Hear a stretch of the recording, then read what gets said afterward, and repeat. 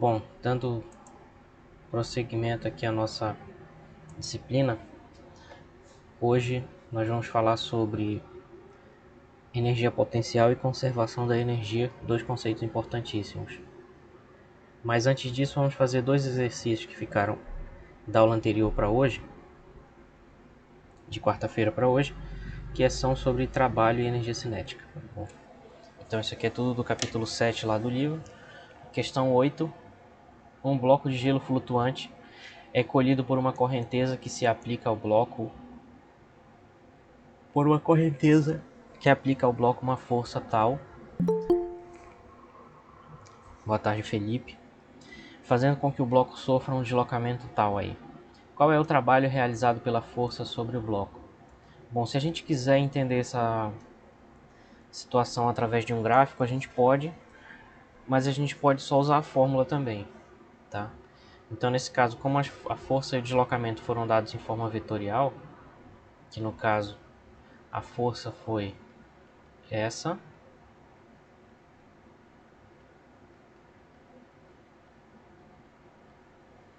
e o deslocamento foi esse aqui.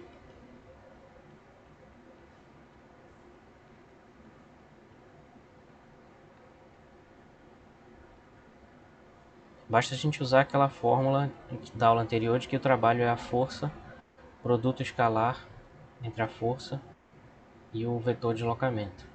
Então basta a gente calcular o produto escalar desses dois vetores e depois a gente coloca a unidade no final. Então vai ser 210i menos 150j, produto escalar com 15i menos 12j, chapéu. E isso vai dar em Newton vezes metro, que é o Joule, unidade de trabalho. Então basta a gente multiplicar. Lembrando do produto escalar que nós estudamos lá no início, é o produto entre as componentes respectivas. Então, componente I do primeiro e I do segundo vai dar 210 vezes 15.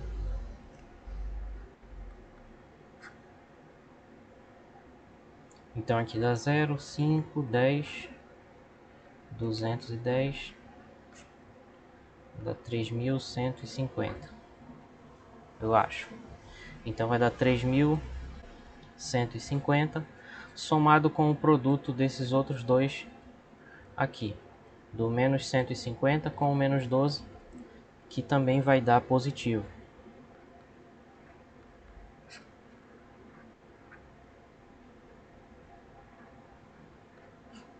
Eu não sei se está certo aí, se alguém quiser confirmar, 1.800. Então o trabalho vai ser a soma desses dois. Lembrando que o trabalho é um escalar, mesmo sabendo que a força e o deslocamento são vetores, porque ele é um produto escalar entre os vetores.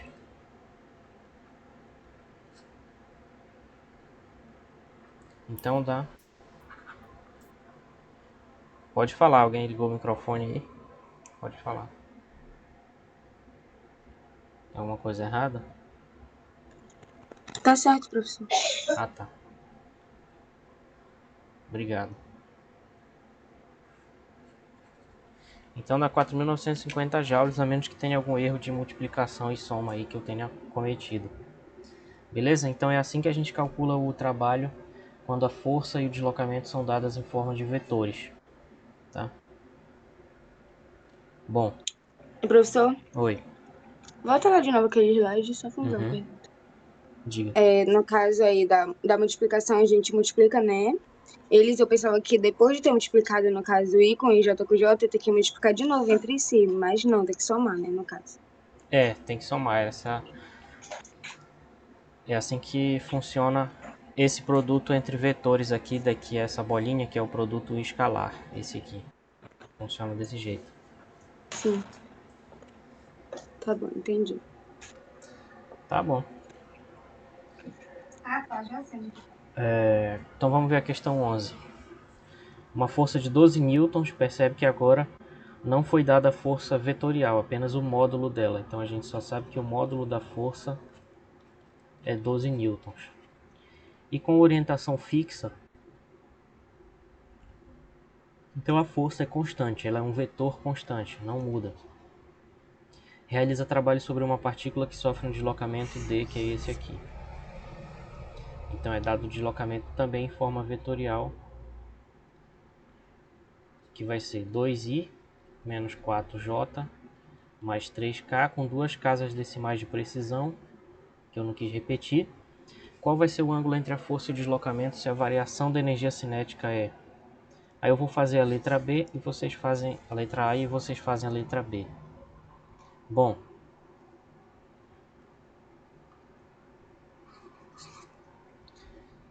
nós precisamos lembrar então do teorema trabalho-energia cinética, né?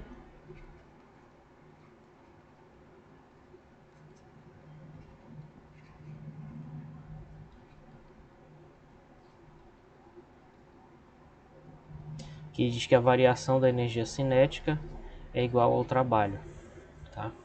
Então, se o que é dado aí é a variação da energia cinética da partícula, que é um dado do problema que é 30 joules, isso significa que o trabalho é 30 joules, tá?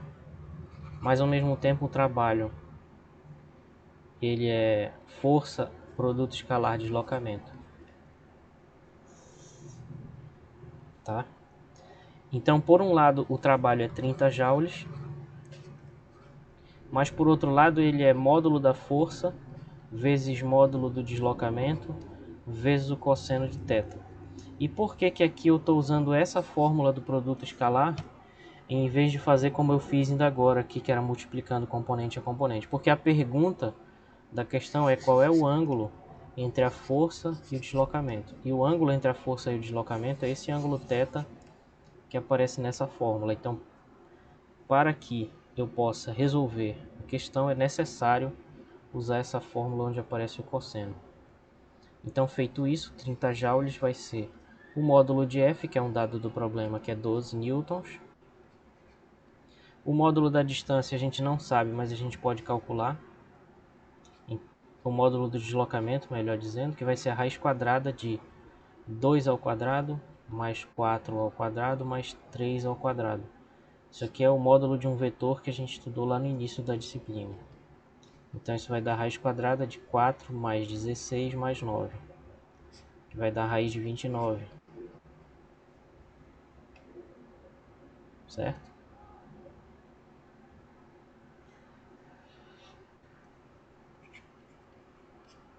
Vezes o cosseno de θ. Então o cosseno de θ, aqui vai ser newton, aqui vai ser metro. Newton por metro é a mesma coisa que joule. Então cancela esse joule com esse newton vezes metro aqui. Boa tarde, Gabriel Queiroz. Então o cosseno θ será 30 dividido por 12 vezes raiz de 29.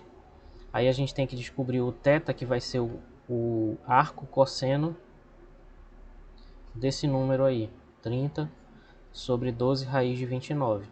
Aí para fazer esse cálculo aqui é naquele site que eu já mostrei para vocês, eu acredito, que é o Wolfram Alpha, tá?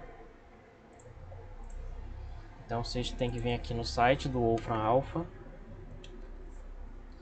Aí usa a função arco cosseno, a menos que vocês tenham uma calculadora científica que faça isso, ou um outro programa de computador, ou um aplicativo de celular, alguma coisa que faça esse cálculo, tá? Ou a menos que vocês sejam velha guarda e queiram consultar uma tabela de arco cosseno de 100 anos atrás. É possível também.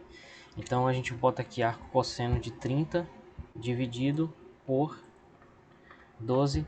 Aí para botar a raiz é SQRT, tá? Ó, vou dar um zoom aqui para vocês enxergarem melhor. Tá, e dá para ver melhor agora, né? Ó, arco cosseno, não precisa escrever do jeito que eu escrevi. Aí entre parênteses ou entre colchetes, vocês vão botar o número lá, 30 dividido por... Aí o denominador eu vou botar entre parênteses para ele saber que está dividindo tudo. Então vai ser o denominador, eu já esqueci, né? Vai ser 12 raiz de 29. Então é 12 vezes, né? O vezes é a estrelinha. Aí a raiz de 29 é SQRT. Aí bota entre parênteses ou entre chaves o número que a gente quer tirar a raiz, que é 29, tá? Então o denominador aqui, ele é esse número, ó, 12 raiz de 29. Por isso eu botei ele aqui entre parênteses, ó, que fica verde os parênteses, é o denominador. E o numerador é 30 e eu quero calcular o arco cujo cosseno dá esse número. Então eu uso a função arccos, arco-cosseno, tá? Aí eu substituo aqui. E a resposta em radianos é 1,08, mas em graus, que é o que nos interessa, 62,3 aproximadamente. Então essa vai ser a nossa resposta, tá? Pessoal, deu para entender como é que usa esse site aqui? Ficou alguma dúvida de como usa esse site para fazer esse cálculo? Ou não? Opa, Mais ou menos, professor. O denominador tem que ficar entre parênteses. é. Se for um denominador grande igual esse que eu fiz aqui, sim. Mas se fosse, por exemplo, só π, ó, se fosse só π, tu poderia só escrever π maiúsculo assim. Que ele vai entender que é o π. Boa tarde, Pablo. Aí não precisaria do parêntese, mas precisa do parêntese aqui para botar o número que eu vou calcular o arco cosseno. Se fosse, por exemplo, 30 sobre π.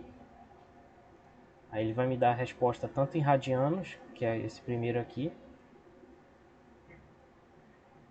Que no caso eu fiz besteira, né? Vamos dizer que seja 3 sobre π. É um exemplo apenas, não é o exemplo que nos interessa. Então ele dá um resultado aqui em radianos, 0,3, e em graus também, 17,27. Está aqui um gráfico. Aí não precisaria de parêntese, porque eu estou dividindo só por um número. Mas aí no nosso exemplo, ele precisa porque tinha essa multiplicação aí no denominador. E, resumindo, a resposta dá 62,34 graus.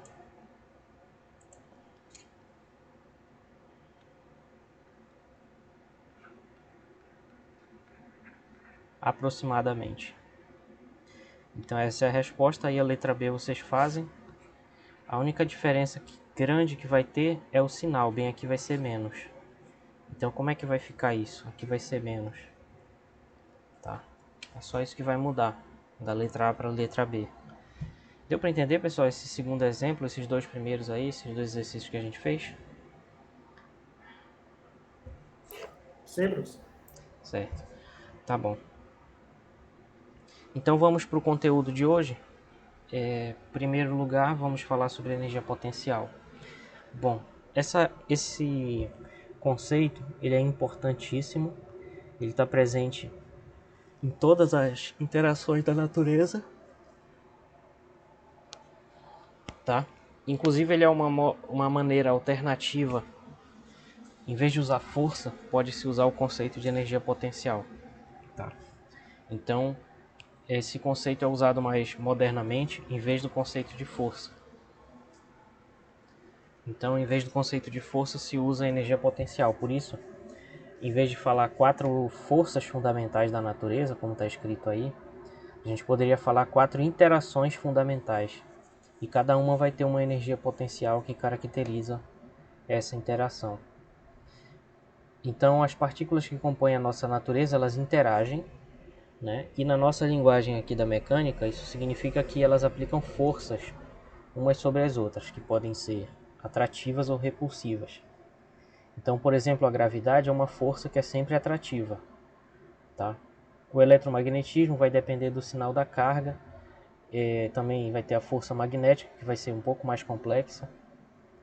Não vai ser nem exatamente atrativa ou repulsiva, vai depender da situação, pode ser um círculo, pode ser o formato da trajetória vai ser mais complexo do que simplesmente atração e repulsão, mas enfim. E então a energia potencial é uma maneira de medir as possibilidades de movimento dessas partículas, certo? Bom, as partículas interagem de várias formas e o que a energia potencial mede é a capacidade de transformar a situação atual numa outra situação em que se tenha movimento ou que se tenha um movimento diferente do atual e comparar as duas. Tá? Então, existe a energia potencial gravitacional, que vai dizer quais são as possibilidades de movimento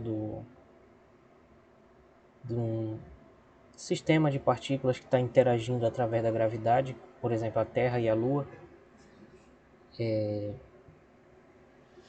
Vai ter interação eletromagnética, onde vai ter energia potencial elétrica, que vai dizer quais são as possibilidades de movimento dada uma certa configuração, né, de partículas.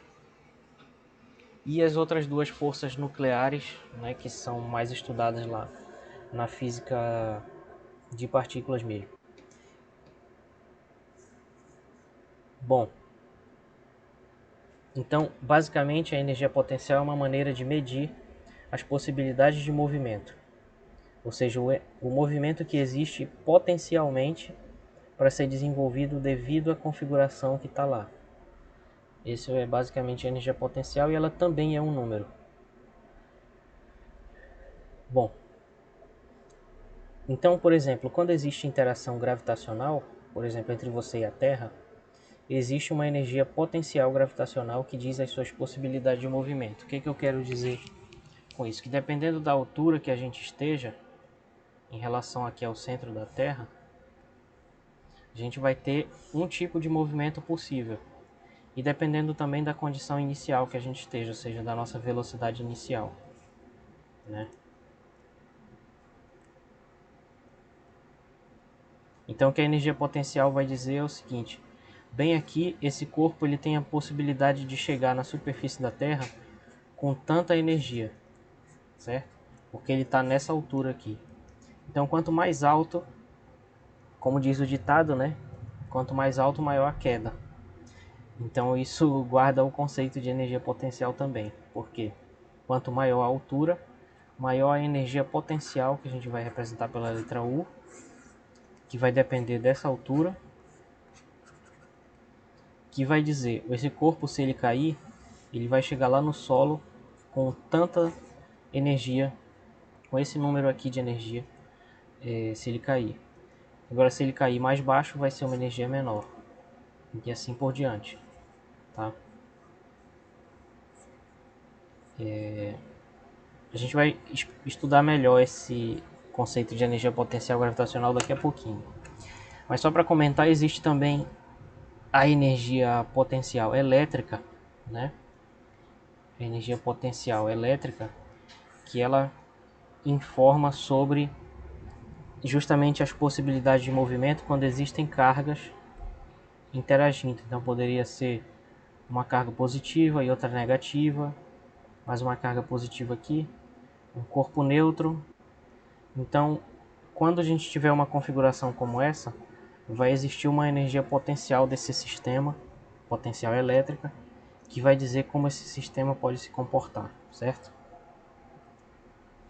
E só para ilustrar, eu coloquei aí um personagem de um desenho que eu não sei se vocês conhecem, o Super Choque.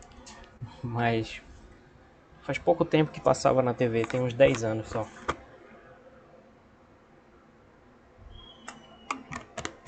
Eu acho que até uns 10 anos atrás passava. Que é um super-herói que tem poderes elétricos.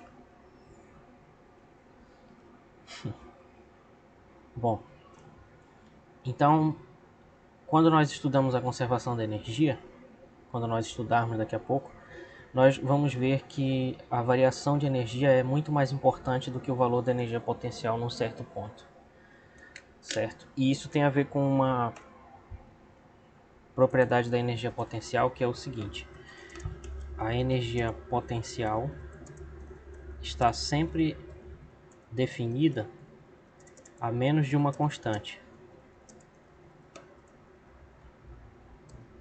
E isso também significa que nós podemos definir qual é o nível zero da energia potencial.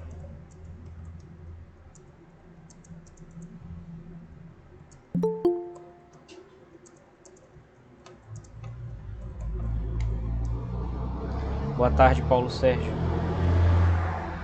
Então, só repetindo aqui para vocês, olha, quando a gente estuda a conservação da energia, uma característica importante da energia potencial que distingue ela da energia cinética é que ela depende muito de um valor de referência, tá? Então, quando a gente diz que a energia potencial é X, a gente tem que tomar sempre como referência aonde vai estar o zero dela, que ela sempre pode ser redefinida, e o que vai mais importar não é o valor dela, e sim o valor da sua variação entre dois pontos, tá? A gente vai ver isso num exemplo e numa animação que eu vou mostrar daqui a pouco.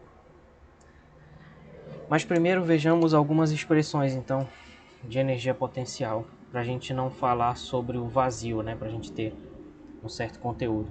Então, quando a gente está bem próximo à Terra, usando a Terra como exemplo, mas não é o único exemplo, a gente pode considerar que aqui a superfície da Terra, que é aproximadamente uma casca esférica, né? Quando a gente está a uma certa altura dessa casca esférica, perpendicular aqui ao solo, quando a gente está a uma certa altura próxima da Terra aqui, e aqui nós estamos com uma massa m, certo?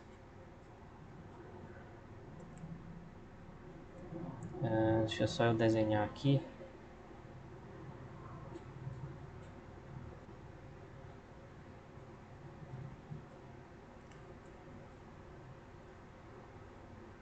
Pronto. Quando a gente está bem aqui a uma certa altura h da superfície da Terra, vamos chamar de h essa distância, nós temos uma energia potencial gravitacional, que é representada pela letra U, e que é igual a massa vezes a aceleração da gravidade vezes a altura. Então essa é a energia potencial gravitacional. Talvez vocês tenham estudado essa fórmula no ensino médio. Vocês conheceram essa fórmula no ensino médio? Ou no cursinho? Pré-vestibular, pré-ENEM, algo assim? Ensino médio, sim. Pois é, geralmente a gente vê essa fórmula. Mas o que acontece? Para que a gente não apenas se repita no que vocês já estudaram lá no ensino médio, é bom a gente fazer uma distinção, que é o seguinte: essa fórmula ela só vale bem próximo à superfície da Terra, porque essa fórmula é uma aproximação.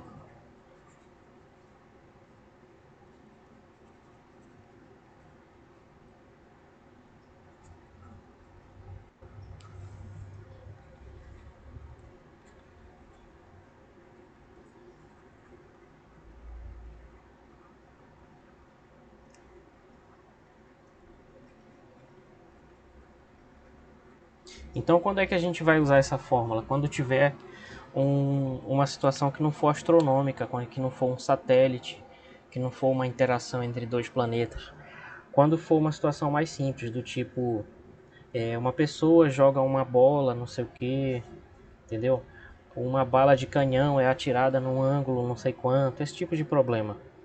Coisas assim do dia a dia que estão ao nosso alcance, né? Mesmo que indiretamente. São nessas situações que nós iremos utilizar essa fórmula, porque ela é uma aproximação. Então, o que significa essa fórmula? Quer dizer que se eu estiver bem aqui, vamos fazer uma medida errada para simplificar, né? Mas vamos supor que a gente está aqui a uma altura de 10 metros. É óbvio que daqui para cá tem milhares de quilômetros, né? Mas vamos supor que são 10 metros só. Então, bem aqui em 10 metros, aproximando a aceleração da gravidade para 10, para facilitar, vamos supor que a gente tem 90 quilos, certo? Vamos supor que a gente tem 90 quilos. Então, a energia potencial vai ser 90 vezes 10 vezes 10, que vai dar 9.000 joules. Então, essa vai ser a nossa energia potencial. Agora, vamos supor que a gente subiu mais 10 metros. Agora a gente está em 20. E continua tendo uma massa de 90 quilos. E a gravidade aproximada para 10. Então, lá em 20 metros, a energia potencial vai ser 1.800 joules. Vai dobrar. Então, o que é que isso significa? Significa que quando a gente está a 10 metros de altura, a gente acumulou uma energia de 9.000 joules que pode ser gasta, entre aspas, se a gente cair. Então, na hora que a gente cair, chegar em 10 metros chegar no nível 0 de novo, a gente vai chegar com 9.000 joules de energia cinética. Ou seja, uma velocidade bem alta, desprezando a resistência do ar, né? Ou se a gente subir 20 metros, a gente vai chegar no chão com uma energia cinética de 1.800 joules. Por quê? Porque a energia potencial fornece a nossa capacidade de movimento espontâneo, sem a influência de outras forças, além das que a gente está discutindo, certo? Mas o que acontece? Quando a gente se afasta muito da Terra, por exemplo, se a gente subir aqui, sei lá, 200 quilômetros, não, vamos botar assim, 2.000 quilômetros, aí o valor da gravidade já vai ter mudado, e essa fórmula já não vai ser uma boa aproximação, certo? Então, quando a gente está muito distante, essa fórmula não vale. Quando a gente está muito distante, vamos supor aqui uma distância do tipo 2.000 quilômetros. Nessa distância aqui, essa aproximação aqui não vale. De dizer que a energia potencial é mgh, não vale.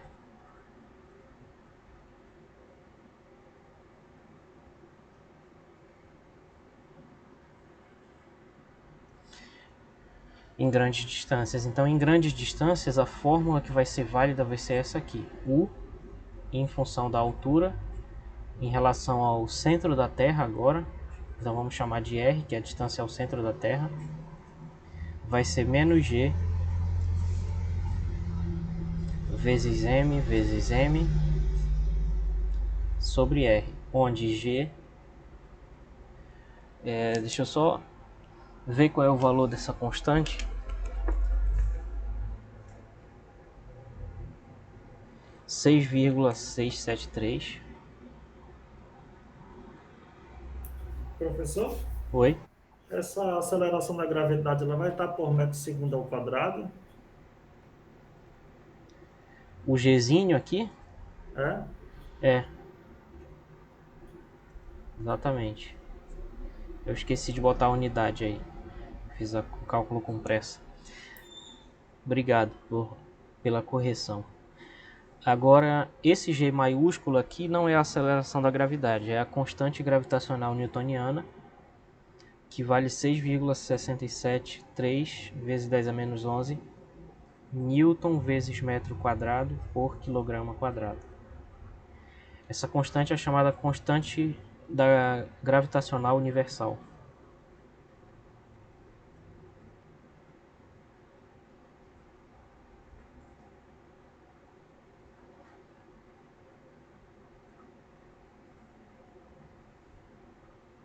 Para vocês terem uma ideia, essa constante ela é tão importante e tão universal de fato, que mesmo na teoria gravitacional de Einstein, que é a chamada relatividade geral, essa constante ainda aparece. Eu vou escrever uma equação que eu não quero que vocês se preocupem muito em entender, mas enfim, nessa equação aparece a constante gravitacional newtoniana, né? Então essa daqui é a equação de Einstein da relatividade geral. Nessa equação aparece a constante gravitacional newtoniana, para vocês terem uma ideia da universalidade dessa constante. Mesmo nas teorias modernas de gravitação, essa constante ainda é importante, né? Então vou apagar aqui antes que dê alguma bronca. Foi só uma observação, um comentário. Bom, M maiúsculo, nesse caso é a massa da Terra.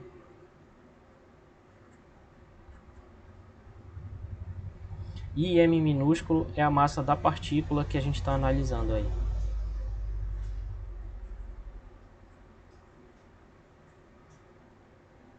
E R é a distância entre a partícula e o centro da Terra.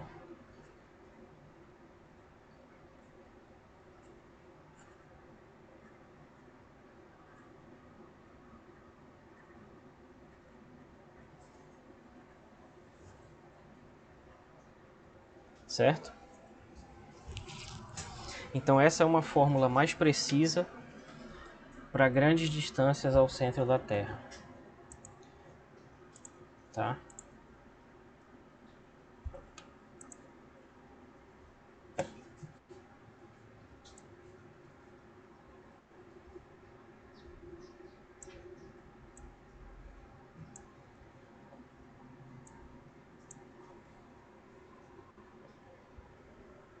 Beleza, pessoal? Tá dando para entender? Nós não vamos usar essa fórmula aqui, eu estou apresentando para vocês a título de conhecimento mesmo, tá? Para vocês saberem. Se vocês tiverem no curso de vocês uma disciplina de Física 2, provavelmente vocês vão ver essa fórmula de novo no conteúdo de gravitação. Mas eu quis comentar logo aqui para a gente deixar muito claro que a fórmula que nós vamos usar, que é essa MGH, ela é apenas uma aproximação. A fórmula mais correta é essa daqui. Não vamos usar a mais correta, vamos usar apenas a aproximação para ilustrar a conservação da energia, embora a conservação da energia também seja válida para essa fórmula mais precisa. Beleza? Alguma dúvida em relação a isso, pessoal?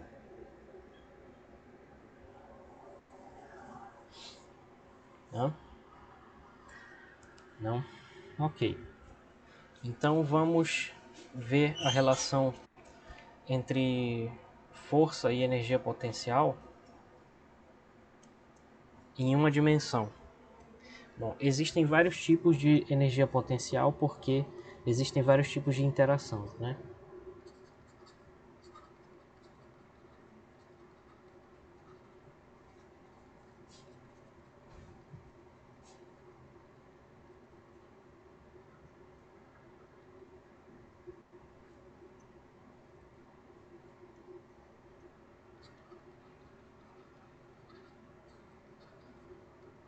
Existe uma para cada interação.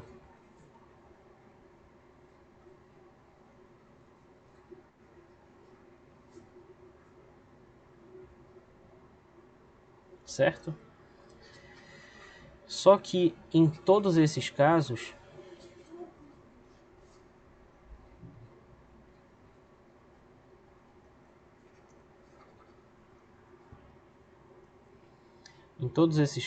vale essa relação aqui, ó.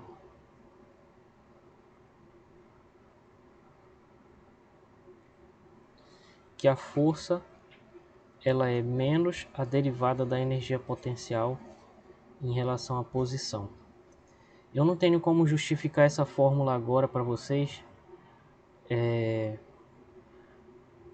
mas enfim, vamos usar esse resultado aí, né? Porque aqui a gente teria que fazer um cálculo um pouco mais extenso relacionando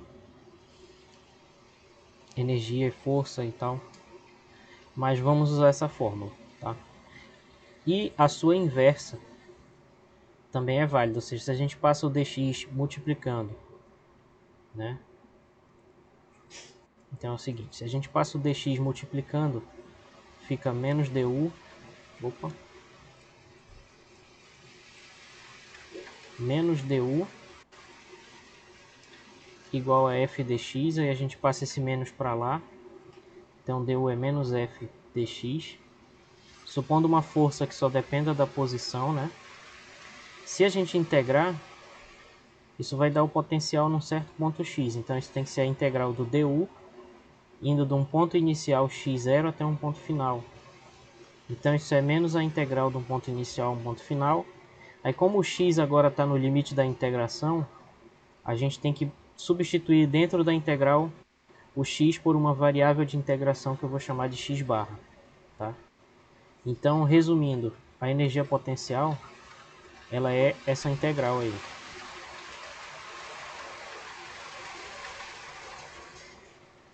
Então a energia potencial em função da força é menos a integral de x0 até x de f de uma variável de integração nessa variável de integração. Bom, então isso são fórmulas gerais que valem para qualquer força que tenha associada a si uma energia potencial, tá? Então, se uma força tiver associada a ela uma energia potencial, vão valer essas duas relações aqui. quando isso acontece, a gente fala que essa força ela é conservativa, tá?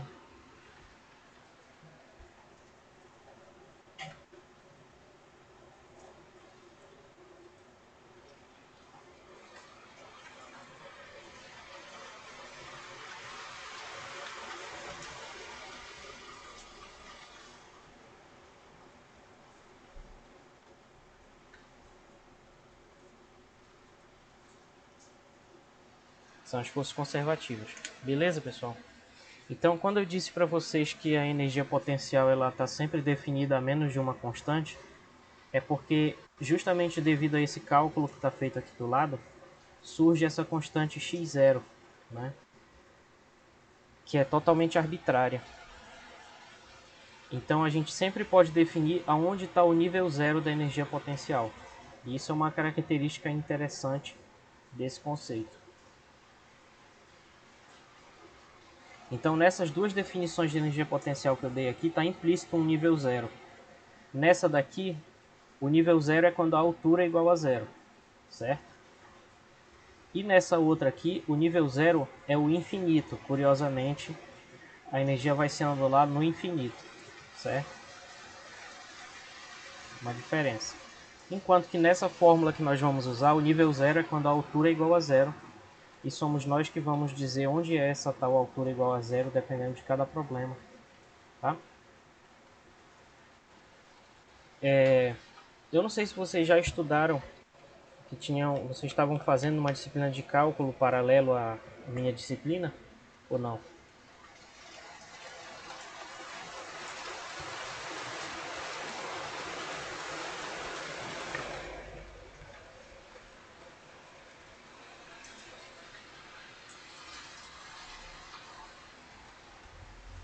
Vocês estão fazendo a disciplina de cálculo, já fizeram? Que pelo que a gente tinha conversado, muitos não tinham feito ainda. Quase todo mundo. Está fazendo ainda. Ah, tá bom. Mas vocês já estudaram integral ou ainda não? Ainda não. Então, eu tô falando grego, então. Mais ou menos. No início do diferencial ainda.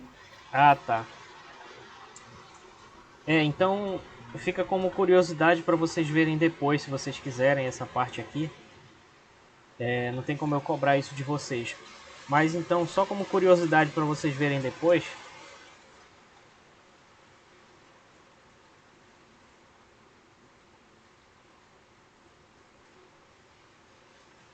É o seguinte. Eu não sei se eu já falei para vocês da... Não, isso que eu vou falar agora não é a curiosidade, é importante agora. Não sei se eu já falei para vocês da força das molas. Já falei?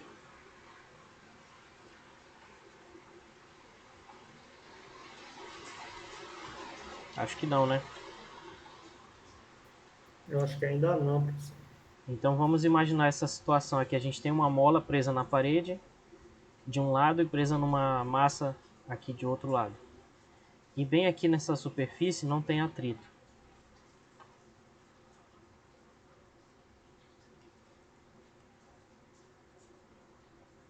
Então essa é uma situação idealizada só para a gente falar e dar o exemplo do que eu vou falar aqui. Essa mola, ela pode se esticar, né? Então ela pode se esticar ficando mais ou menos assim, né? Ou ela pode se comprimir ficando assim, ó. Certo? Então isso vai gerar um movimento oscilatório. Se a gente fizer isso, a massa ela vai ficar oscilando de um lado para o outro. Deixa eu ver se eu encontro uma simulação aqui para vocês sobre isso, que com certeza deve ter aqui nesse site. Deixa eu só ver se tem.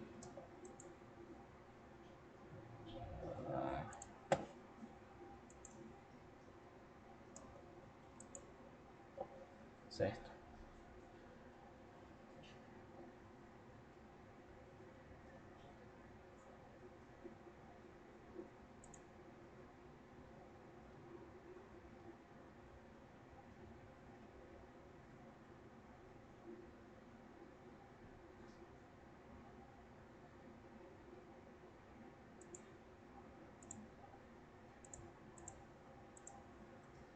Só fazer um filtro aqui.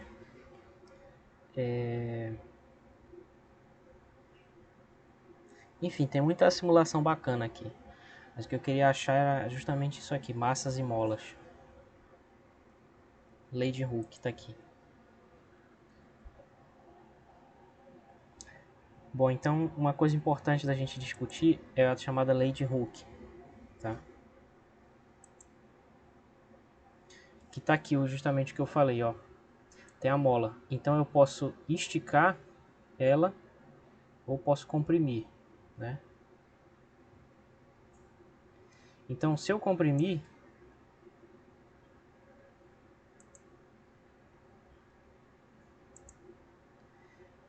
ela vai ter uma posição de equilíbrio. O que que representa essa posição de equilíbrio? Bem aqui. Se a mola estiver nessa posição, ela não vai balançar, ela não vai acontecer nada, ela vai ficar paradona aí.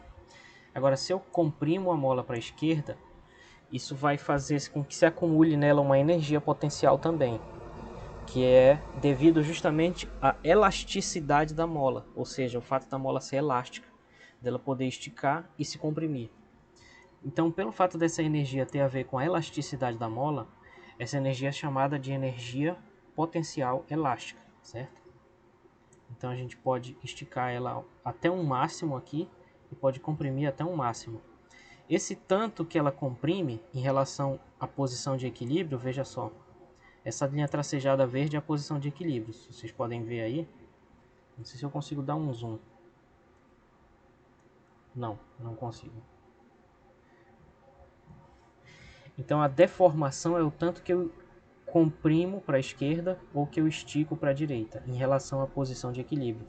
A deformação é essa setinha verde. Então para a direita vai ter uma deformação positiva, para a esquerda uma deformação negativa, certo?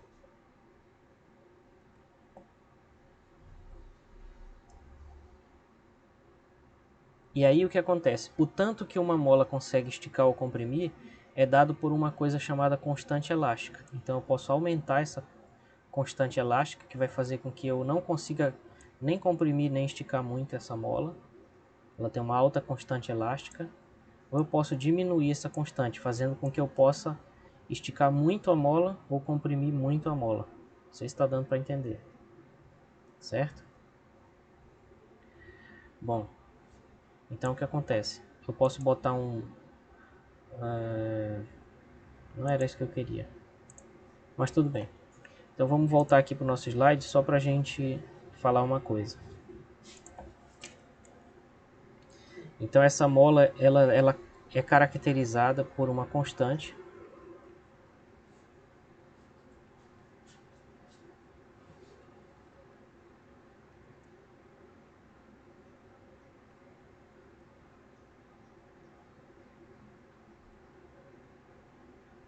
Uma constante chamada K, certo? Minúsculo, que é medida experimentalmente. Deixa só eu escrever isso aqui.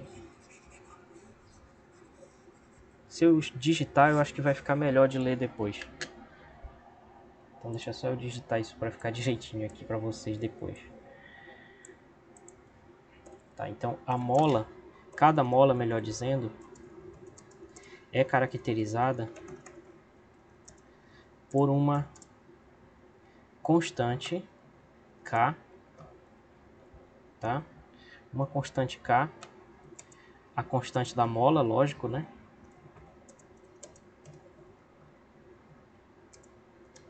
Que mede a sua elasticidade. E essa constante é determinada experimentalmente.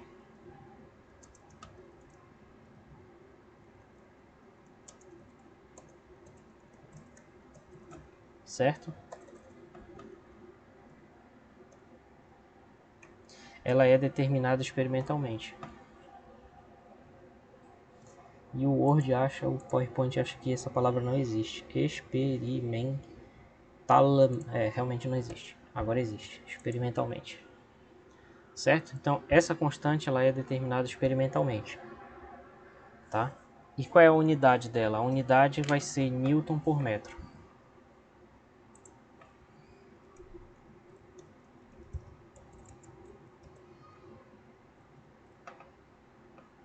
Essa vai ser a unidade dela, Newton por metro, tá? Então o que acontece, pessoal? Para caracterizar esse problema, existe a chamada força restauradora. Então, se essa daqui é a posição de equilíbrio,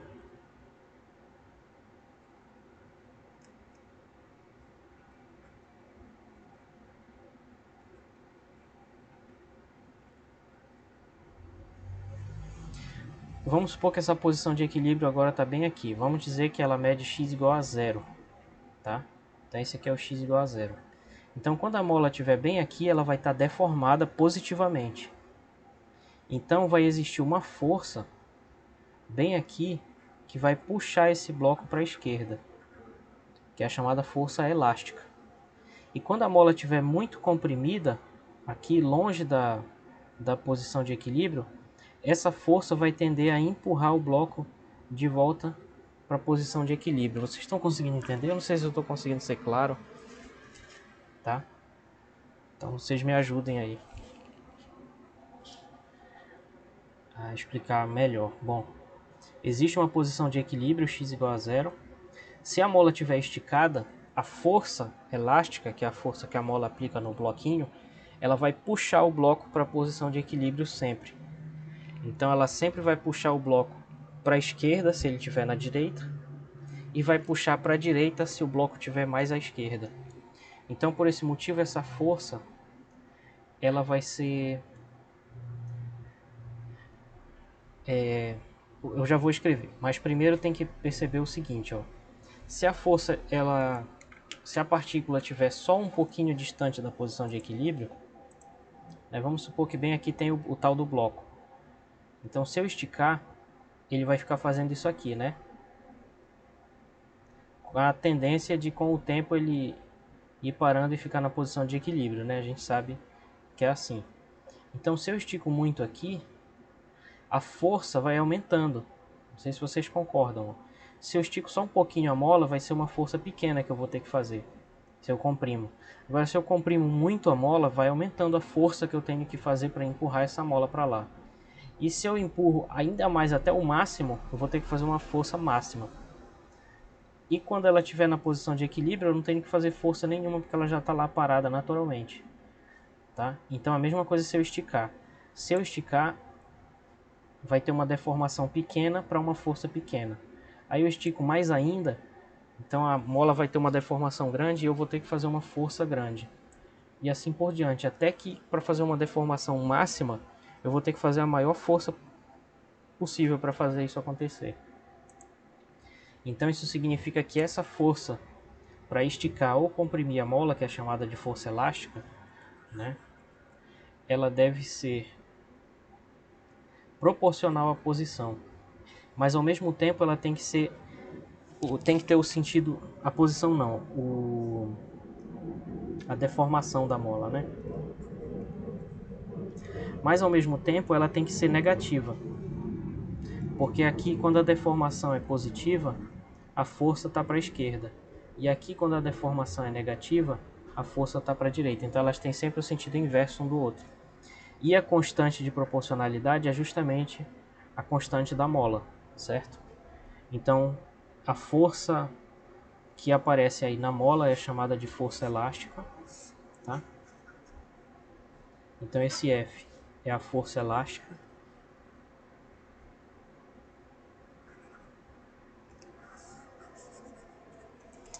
Vamos fazer o seguinte.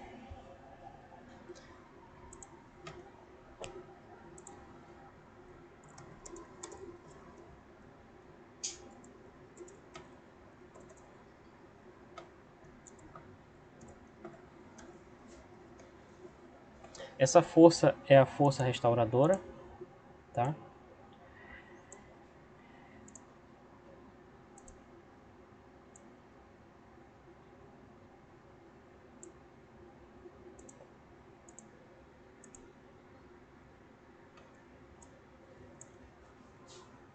Então o que vai acontecer?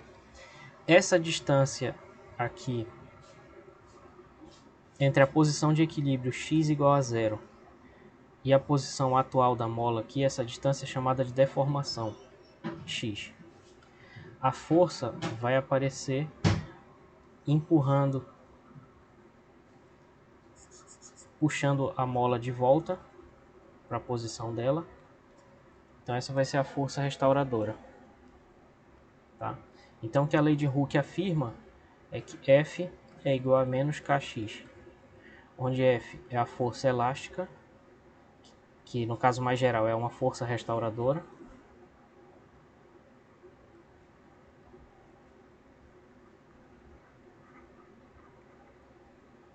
X é chamado de deformação da mola e K é a constante elástica da mola.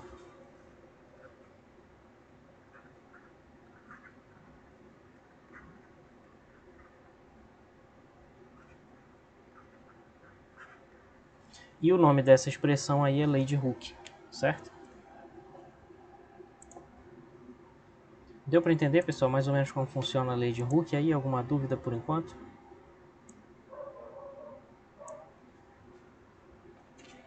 Tá, então essa daqui é a lei de Hooke. Esse nome é em homenagem a um cara chamado Robert Hooke, que era contemporâneo do Isaac Newton, na verdade mais velho que ele, que formulou essa lei aqui, beleza? Bom, então, associado a essa força, assim como associado à força gravitacional tem a energia potencial gravitacional, a gente vai ter também a energia potencial elástica, né? E a energia potencial elástica, ela é dada por essa expressão bem aqui. Se a gente pega a força da lei de Hooke e a gente joga aqui na máquina, que transforma a força em energia potencial, que é essa máquina aqui, que vocês ainda não estudaram como ela funciona, dessa máquina vai sair uma energia potencial que é essa aqui, meio de K x ao quadrado, tá? Então essa é a energia potencial elástica. E ela depende da deformação da mola, que vai ser meio de K vezes a deformação da mola ao quadrado, certo? Então essa é a energia potencial armazenada na mola quando ela está deformada de um certo valor x. E notem que ela eleva o x ao quadrado, então ela não depende do sinal da deformação, né? A gente pode ver essa fórmula em ação aqui nessa simulação, que a gente pode plotar aqui a energia potencial. Então quando eu estico, a energia potencial aumenta, né? E depois quando eu trago de volta para a posição de equilíbrio, a energia potencial se anula. Então veja que a energia potencial ela sobe ali com o quadrado. Eu posso fazer um gráfico também. E posso mexer aqui na deformação. Como ela depende do quadrado, essa energia potencial, então na verdade esse gráfico é uma parábola, certo? Beleza, pessoal? Deu para entender mais ou menos como é que funciona? Sim, professor. Tá dando sim. Tá bom. Sim, professor, eu sim. Acredito que com exemplo de exercício vai dar para fixar melhor. Entendi. Professor, Oi. então se o comprimento final da mola for maior que o comprimento inicial, a deformação é positiva?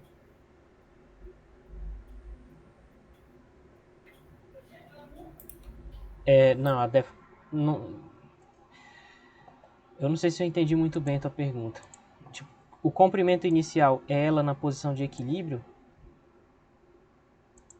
Tipo, se ela tiver inicialmente aqui na posição de equilíbrio, ó, se essa for a posição inicial, quando eu estico a mola, a deformação vai ser positiva. Aí vai ser o que tu falou. É isso? Isso, se caso se fizer uma força, se for alongar muito a mola e haver uma deformação, Pois é. aí se ela estiver numa posição inicial, só que depois da deformação ela ficar maior do que a inicial, ela vai ser positiva? Exatamente. Então a deformação positiva é esticar a mola e negativa é comprimir a mola. Basicamente é isso. Ah, entendi. Porque eu estou orientando os eixos positivamente para a direita. Mas se eu quiser eu posso inverter isso colocando os eixos para a esquerda. Só que isso é meio igual aquele personagem da Turma da Mônica lá, o do Contra.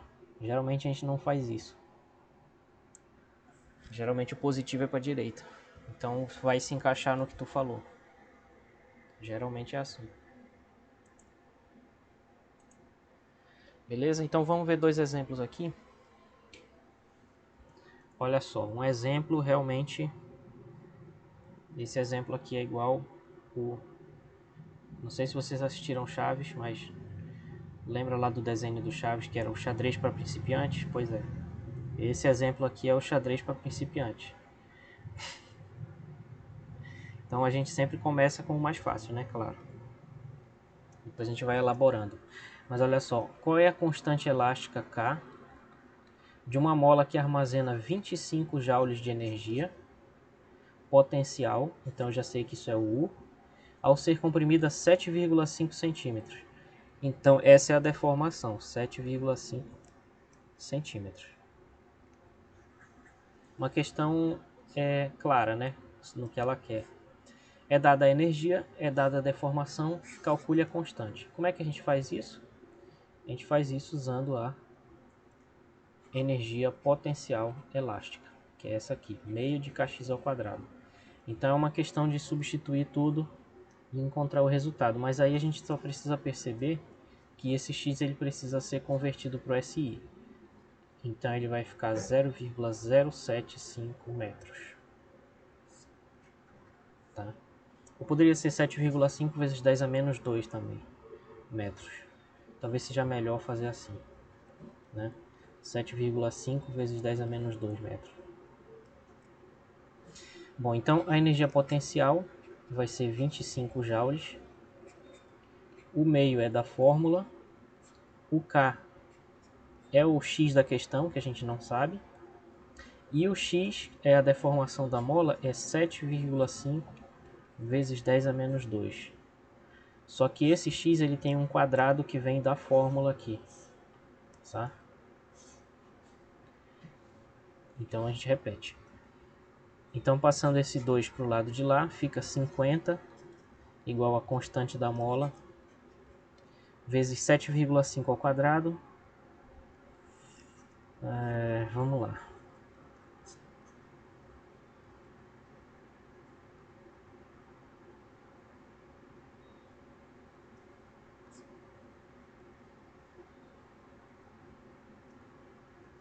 Cinquenta e 56,25 vezes 10 a menos 2 ao quadrado, então é 10 a menos 4. Então a gente passa esse 10 a menos 4 para o lado de lá, vai ficar uma potência positiva, né? Então vai ficar 10 a quarta. Aí a gente passa 56,25 dividindo.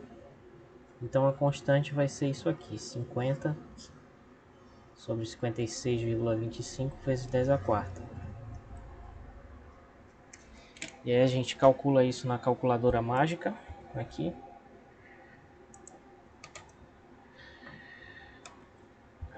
Que é a calculadora do Windows. Então 50 dividido por 56,25 dá aproximadamente 0,88888. Tá. Curiosa essa divisão. Bom, então fica 0,88. Vamos ver, a casa decimal que a gente tem ali é uma, né? Em centímetros. Então vamos colocar assim, 1, 2, 3, 4, 9, assim. Newton por metro, que é essa unidade, né? Vezes 10 a quarta. Eu vou colocar o resultado direto aqui para não ficar muito esquisito. É aproximadamente 8,89 vezes 10 ao cubo. Peguei emprestado um desses 10 aqui. Newton por metro, tá? Então é aproximadamente isso. Só fazer essa divisão aí. Tá, mas vocês deu para perceber aí como é que a gente usou a fórmula para resolver essa questão? Deu para sacar? Ficou alguma dúvida? Tô tentando fazer exercício toda a aula aqui para a gente não ir acumulando assunto sem exercício. Então vamos fazer mais um. Não sei se ainda tem mais. Tem. Então vamos fazer mais um exercício aqui. Na figura ao lado, um floco de gelo de 2 gramas é liberado da borda de uma taça hemisférica. Significa que ela é uma semi-esfera, né? Metade de uma esfera, com 22 centímetros de raio.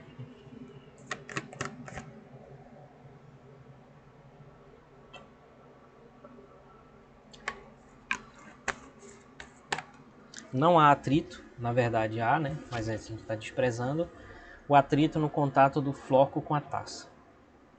Qual é o trabalho realizado sobre o floco pela força gravitacional durante a descida do floco até o fundo da taça?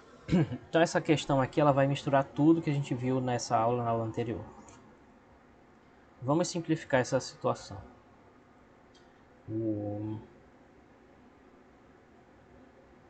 O trabalho é força vezes deslocamento.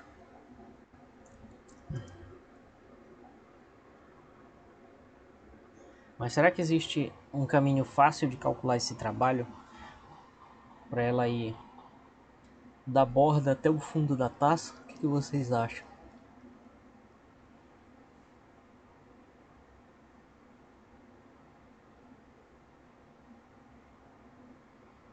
Eu acho que se a gente usar essa fórmula aqui, vai dar errado. Porque essa força que vai atuar lá sobre o bloquinho, vai ter uma força normal aqui, uma força peso, uma componente vai se cancelar, então vai ter uma componente tangente, só que essa componente tangente ela está num círculo, então a força vai variar com o tempo. Vai ser uma força variável com o tempo, então eu acho que vai ter que... essa fórmula aqui não vai valer. Então o que a gente tem que fazer? Tem que falar sobre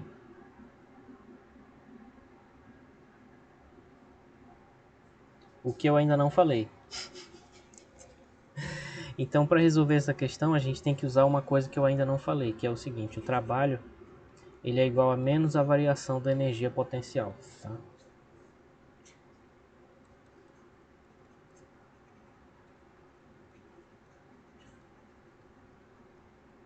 Então eu vou ignorar um pouco a estrutura aí da questão, para a gente simplificar e não ficar a tarde inteira aqui pensando na questão.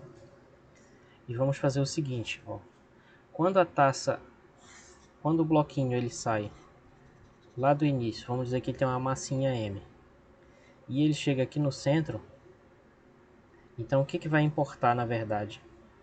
O que vai importar é a diferença de energia potencial entre essas duas altitudes. Então vamos supor que aqui a altura é 0 e aqui em cima a altura vai ser 22 centímetros.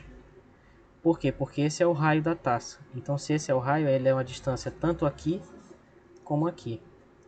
Então só o que vai interessar é que nessa altura a energia potencial dele vai ser mg vezes 0,22 metros.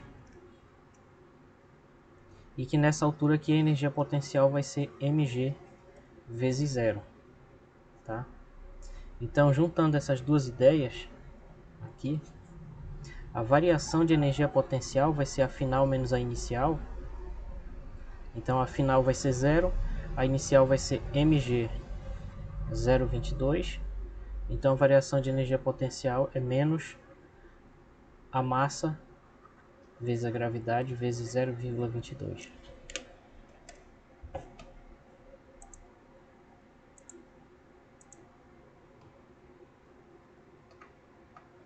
Não. Tá. Então o trabalho vai ser menos isso, por essa fórmula importante que eu deixei para falar na hora errada. Então o trabalho vai ser menos isso. Então vai ser menos mg vezes 0,22 metros. Então vai ser mais mg 0,22. Só que aí a gente tem que converter. A massa é 2 gramas. Então ela é 2 vezes 10 a menos 3 quilogramas, né? Porque quilo é 10 ao cubo, então cancela e volta para cá. Depois a aceleração da gravidade, 9,81 metros por segundo ao quadrado. Então o trabalho vai ser 2 vezes 10 a menos 3, vezes 9,81, vezes 0,22, e a unidade vai ser joule, porque eu botei tudo no SI, e trabalho é energia. Então vamos fazer na calculadora.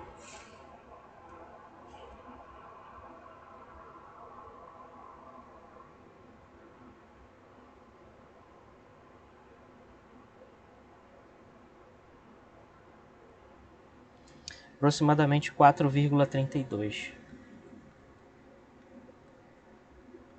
Tá? Então, vou explicar de novo. Nós queremos saber qual foi o trabalho realizado sobre o floco quando ele desceu daqui para cá. Então, ele vai escorregar daqui para cá. Para isso, nós utilizamos essa equação, que diz que o trabalho é igual a menos a variação da energia cinética. Ou seja, o que é a variação? Energia final, nesse caso bem aqui vai ser o ponto final. Então aqui vai ter uma energia final.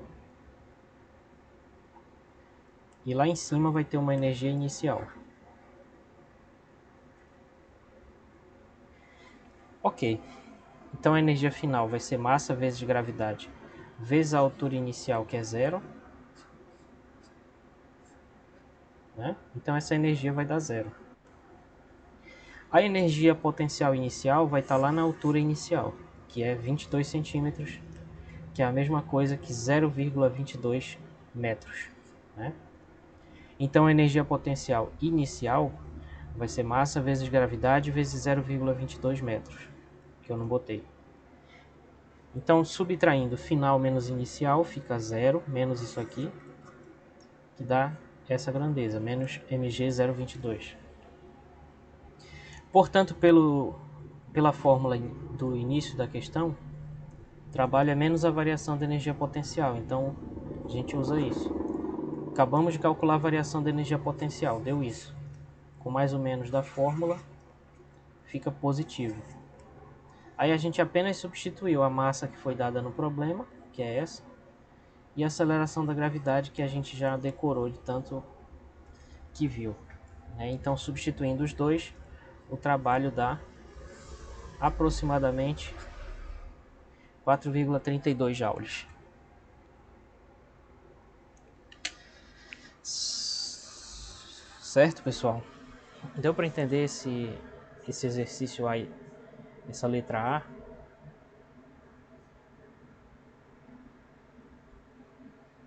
Sim, eu não entendi, me desculpem se eu não estou seguindo a ordem certa do exercício, é porque eu na verdade não entendi como é que eu vou calcular esse trabalho sem usar essa fórmula, porque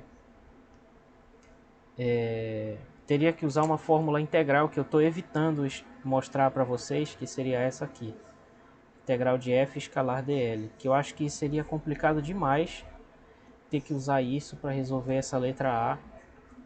Isso aqui seria o trabalho. Tá? Por quê? Porque isso daqui é uma integral de linha, não é nem uma integral dessa que vocês vão estudar agora. Então, eu acho que não faria nem sentido eu tentar fazer usando isso. Aí eu inverti a ordem da questão. Isso pode ser erro meu, pode ser que eu não tenha visto qual é o jeito certo de resolver, não sei. Tá? Depois tem que ver aí como é. Mas foi assim que eu entendi. Então, se eu fosse passar para vocês essa questão, seria só isso aqui. Fazer só esse cálculo aqui, eu acho que já estaria de bom tamanho. Já dizendo para vocês, ó, suponha que a energia potencial é nula no fundo da taça. Então, se ela é nula no fundo da taça, o que vai ser a minha altura? Vai ser essa distância entre o fundo e o ponto inicial da taça, beleza? E as outras letras aqui da questão, deixa para lá. Vamos resolver só essa daqui por enquanto. Tá? Então esse é o trabalho realizado na letra A. Bom, então vamos falar um pouco sobre a conservação da energia. Como eu já falei para vocês, a relação entre energia potencial e trabalho é essa daqui. O trabalho é menos a variação de energia potencial. Só que variação de energia potencial significa a energia potencial final menos a inicial. E para não escrever final e inicial sempre, a gente bota só um Fzinho e um Izinho aqui. Ora, mas nós já vimos também, né, pelo teorema trabalho e energia cinética,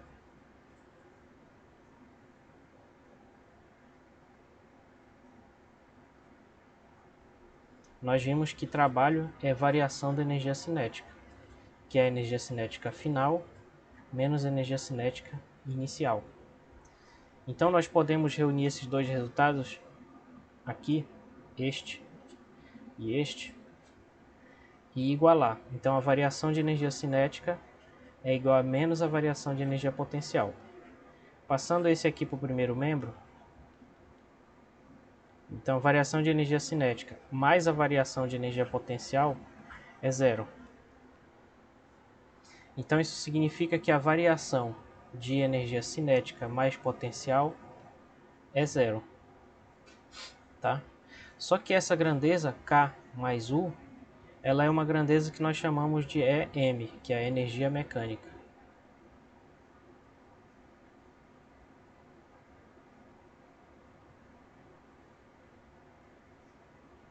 Tá? Então isso significa que a variação de energia mecânica é zero. Então o que está escrito lá em cima significa que a variação de energia mecânica é zero. Ou seja, a energia mecânica não muda.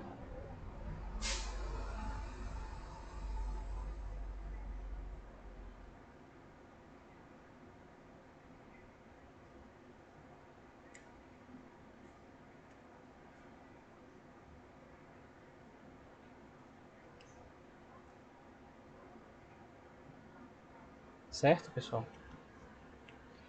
Então isso é o que nós chamamos de princípio da conservação da energia mecânica.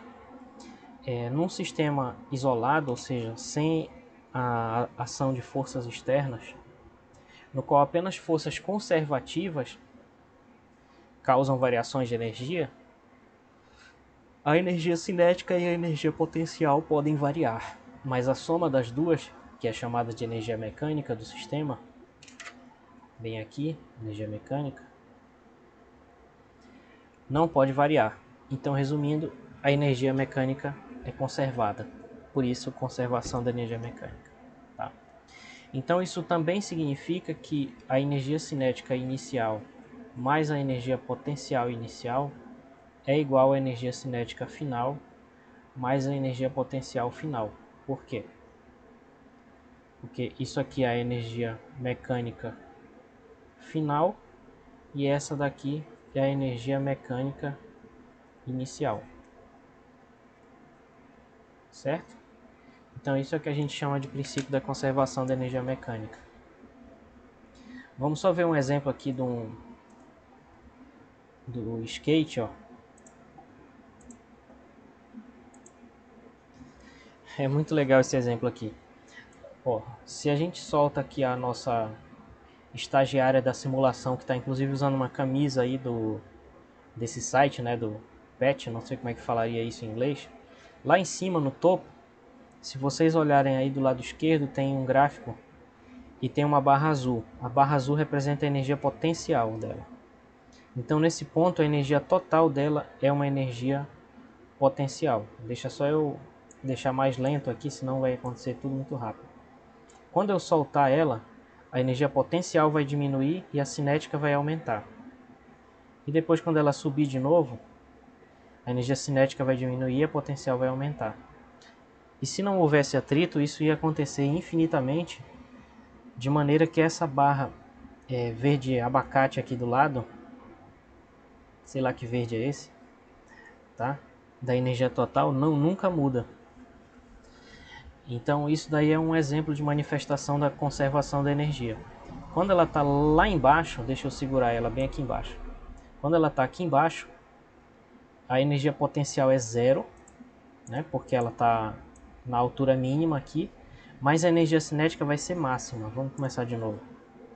A energia cinética lá embaixo, quando ela chegar lá embaixo, vai ter só energia cinética, ó. Porque a altura dela é zero, certo? E lá em cima só vai ter energia potencial, porque lá ela vai parar, então a velocidade vai ser zero. Então vai ter sempre essa compensação entre energia cinética e energia potencial, que vai dar a conservação da energia. E note que isso seria verdade, inclusive, se a pista fosse mais esquisita. Olha só, se fosse uma pista assim, as variações lá não vão ser igual ao do caso anterior, mas a soma vai ser sempre a mesma.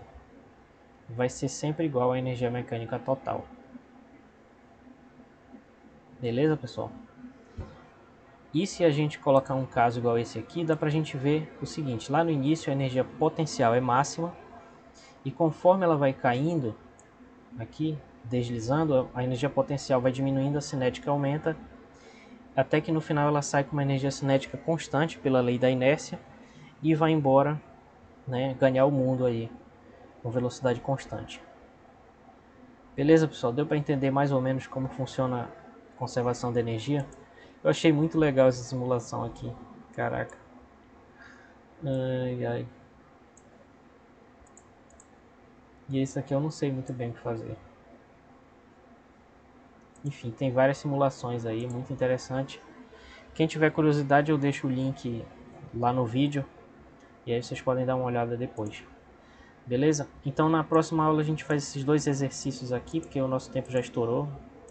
Devido ao meu atraso, até peço desculpa para vocês, tá? Alguma dúvida, por enquanto, que a gente possa discutir agora?